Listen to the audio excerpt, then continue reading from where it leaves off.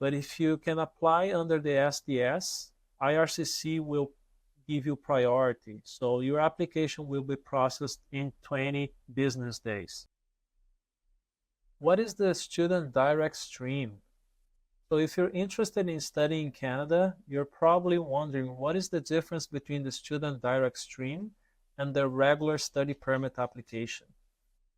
So basically, the difference is that you will need additional documents for the SDS, the Student Direct Stream, if compared to the regular study permit application. And what are the benefits between the SDS and the regular study permit application?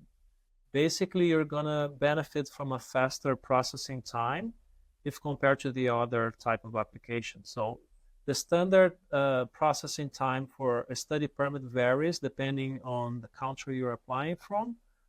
Nowadays, I usually tell my clients is about 8 weeks, 8 to 10 weeks. So 2 months, 2 months and a half. That's what it usually takes to process an application. But if you can apply under the SDS, IRCC will give you priority. So your application will be processed in 20 business days. So that's much faster than the other type of application, but you will need additional documents. You can only apply for the SDS if you live in one of these 14 countries listed here on the video. If you don't live in one of these countries, then you have to apply under the regular program.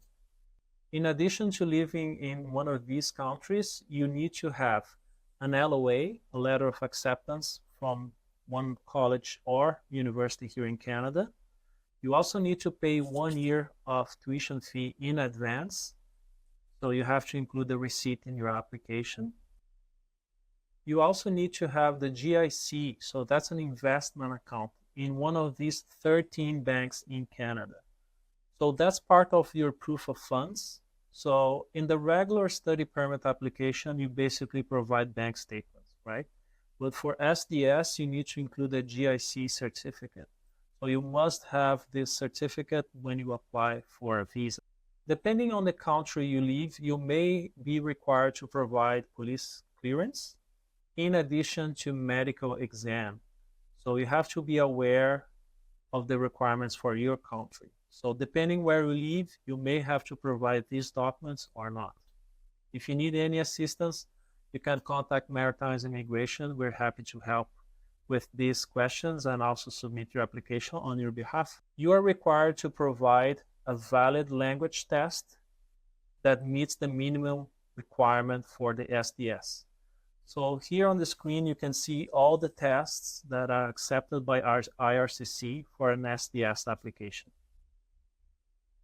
If you need any assistance with your study permit, your work permit for co-op, or if you're bringing family, we can definitely help you. So make sure you send us a WhatsApp message or an email. We're happy to help.